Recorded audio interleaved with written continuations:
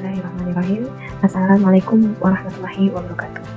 Pada kesempatan ini, izinkan kami dari kelompok KKM 193 PKN untuk menyampaikan mengenai pencatatan dan pelaporan akuntansi masjid dengan aplikasi Excel. Mengapa sih kita perlu menyusun laporan keuangan? Karena setiap rupiah yang dipercayakan oleh jamaah kepada masjid pada umumnya atau kepada masalah akifah secara khususnya merupakan amanah yang harus kita jaga, dan setiap rupiah itu harus dapat dipertanggungjawabkan dengan jelas, yang salah satunya dengan adanya pembuatan laporan keuangan yang lengkap. Selama ini, kebanyakan atas laporan keuangan masjid yang dibuat oleh pengelola masjid hanya berkisar mengenai kas masuk dan kas keluar saja. Padahal bisa dibuat lebih lengkap dari itu agar semakin jelas posisi keuangan saat laporan. Misalnya, informasi mengenai berapa aset yang kita miliki dan informasi aktivitas berjalan di tahun tersebut. Nah, pada kesempatan kali ini, insya Allah kami akan mencoba membantu dalam penyusunan laporan keuangan menggunakan aplikasi Excel yang telah kami siapkan.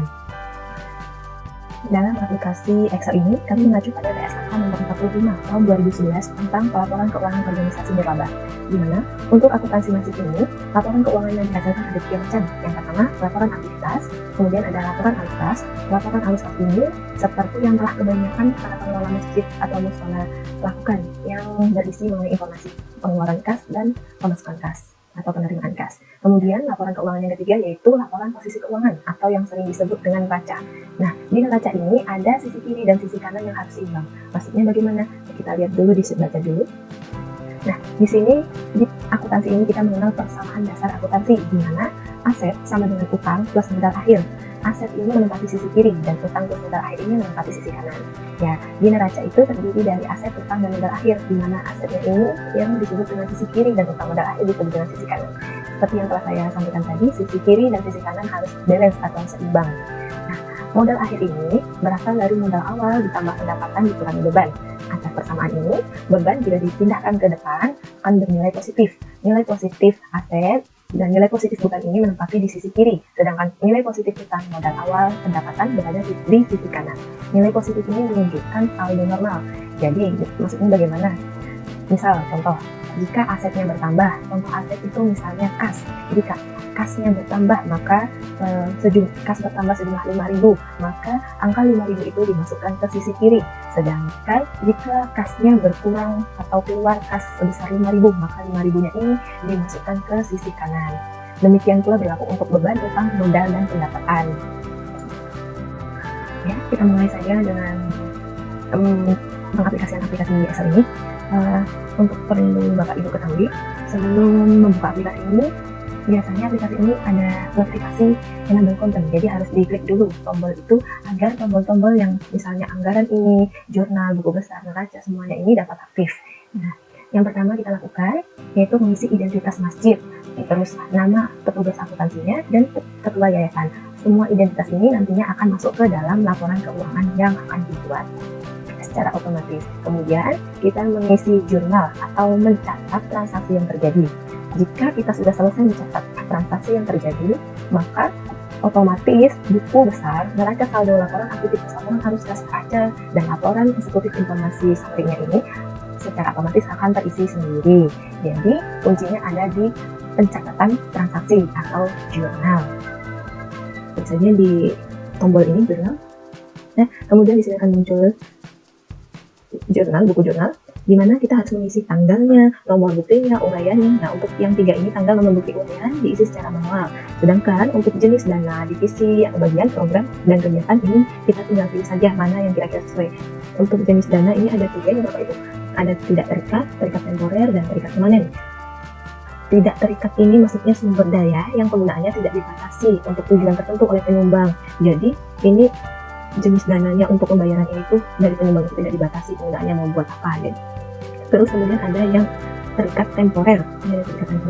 Nah, ini untuk sumber daya yang pembatasan penggunaannya dipertahankan sampai dengan periode tertentu. Misalnya ada sumbangan itu dikhususkan untuk pembangunan masjid. Nah, itu berlaku dipertahankan sampai dengan periode pembangunan masjid selesai. Kemudian ada yang terikat permanen. Terikat permanen ini yaitu sumber daya yang pembatasan penggunaannya dipertahankan secara permanen. Contohnya adanya wakaf.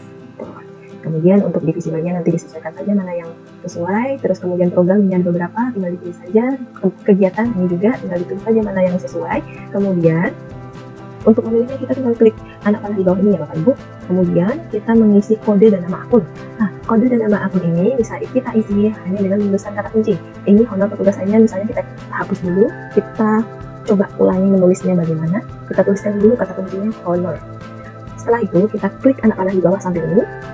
Kita pilih mana sih yang sesuai, yaitu honor petugas lainnya. Nah, di honor maka akan muncul kata honor petugas lainnya. Nah, misal kita kemudian ini ada sisi debit dan kredit. Debit adalah sisi kiri, kredit adalah sisi kanan. Nah, kemudian ada kolom arus kas. Arus kas ini nanti tergantung dari transaksi yang terjadi. Jika transaksi ini juga dipilih ya Bapak Ibu. Nah, ini tergantung dari transaksi. Jika transaksinya ini bersifat operasional, maka kita pilih arus kas dari aktivitas operasi. Bisa disesuaikan itu masuk atau arus kas keluar. Kemudian jika itu misalnya pembelian aset, jadi masuknya ke arus kas investasi. Kemudian jika pembayaran utang jangka panjang masuknya ke aktivitas pendanaan, tinggal disesuaikan saja apakah itu kas masuk atau kas keluar.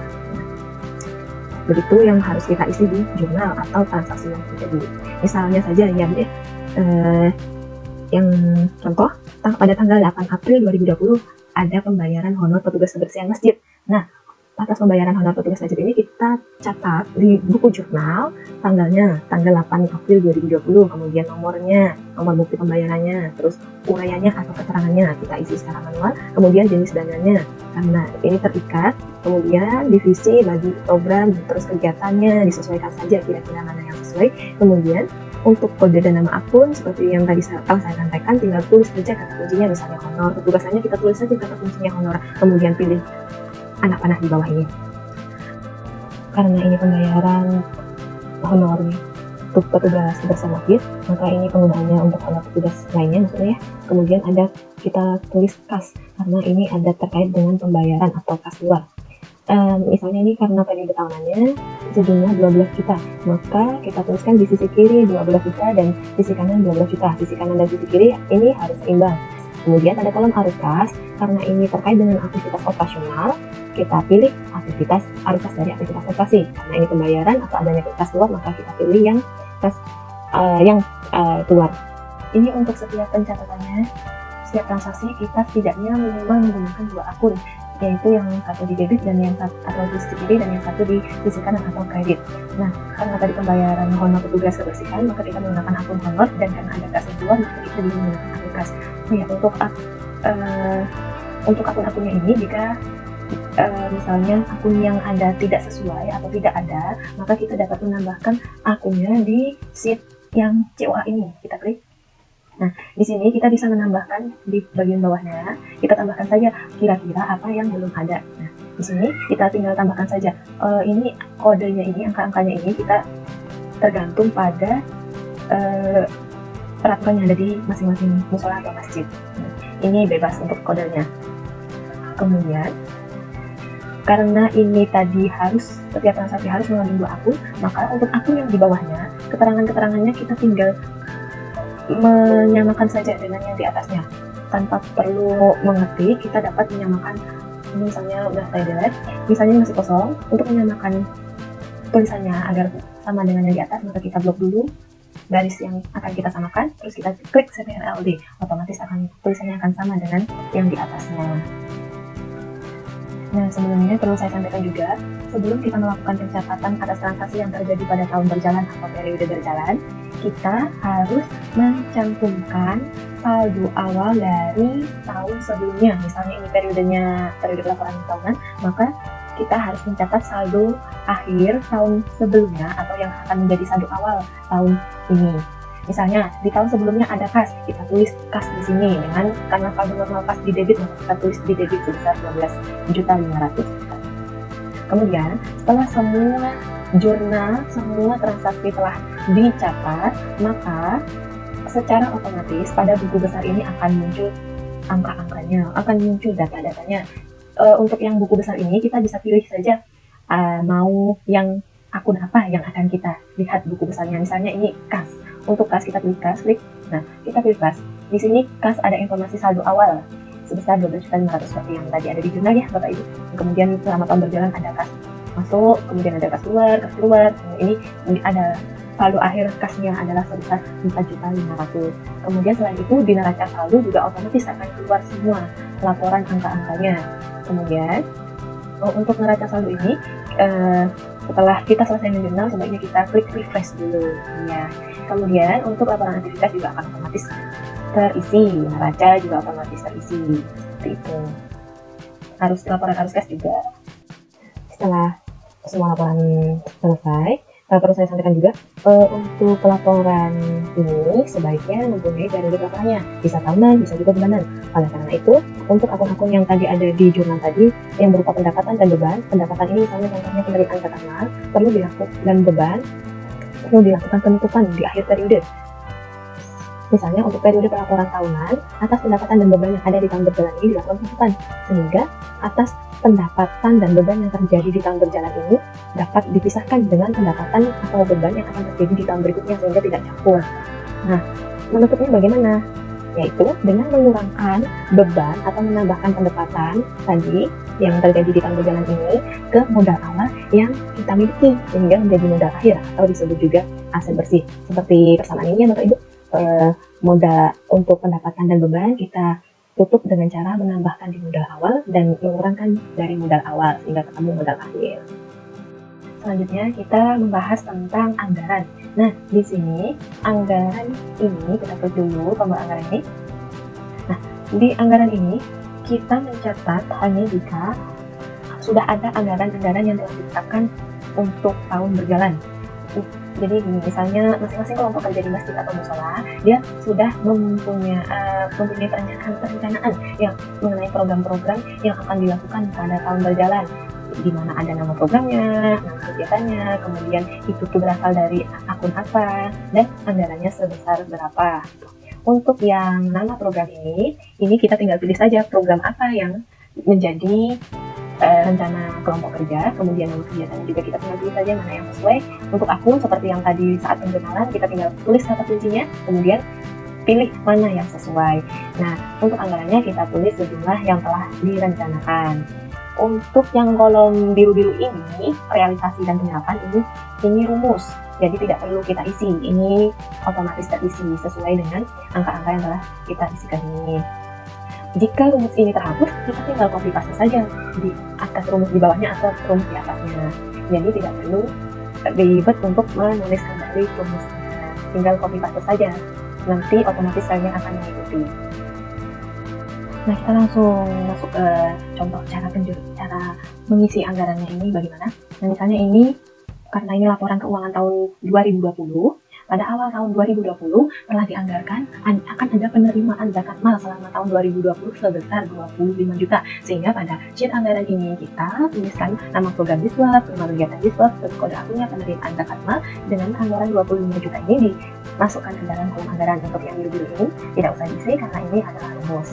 Jika terhapus tinggal copy paste saja. Kemudian ada contoh lagi, misalnya selama tahun 2020 ada honor narasumber atau penceramah yang harus dibayar yang dianggarkan sebesar 9.600.000 ini untuk honor narasumber penceramah pada sholat Jumat. Nah, misalnya jumlah angka ini tinggal kita kali-kali saja. Misalnya setiap kali sholat Jumat itu penceramahnya honornya misal 200.000, terus dikali 4 kali Jumat dalam sebulan, kemudian dikali 12 bulan karena ini periode laporannya tahunan, sehingga ketemu 9.600.000. Nah, apabila semua anggaran telah kita tuliskan di sini, telah kita isi, dan jurnal-jurnal juga sudah selesai kita catat, maka kita bisa melihat di sheet ACE ini, kita bisa memonitoring kinerja per programnya. Nah, program yang tadi telah direncanakan itu ada 3 macam ya, ada program Diswab, ada program dakwah, dan ada manajemen dan umum. Nah, angka-angka yang telah tadi kita isi nanti akan muncul di sini. Jika misalnya yang tadi ditulis muncul, kita klik saja kolom ini, sel ini, kita klik terus klik kanan, kita pilih refresh. Otomatis nanti angkanya akan sesuai dengan anggaran yang telah kita rencanakan sebelumnya. Kemudian di sini ada realisasi, angka realisasi ini sesuai dengan jurnal yang telah kita buat. Kemudian untuk penyerapannya adalah persenan dari pembandingan antara anggaran dan realisasi yang telah terjadi.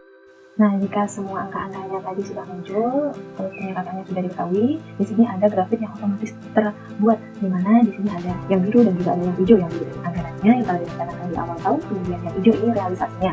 Ini grafiknya dibuat per program, jadi kita bisa monitoring bagaimana kinerja per programnya untuk tahun berjalan. Demikian yang dapat kami sampaikan mengenai penggunaan aplikasi Excel dalam penyusunan laporan keuangan, Hascit atau Nutola. Wassalamualaikum warahmatullahi wabarakatuh.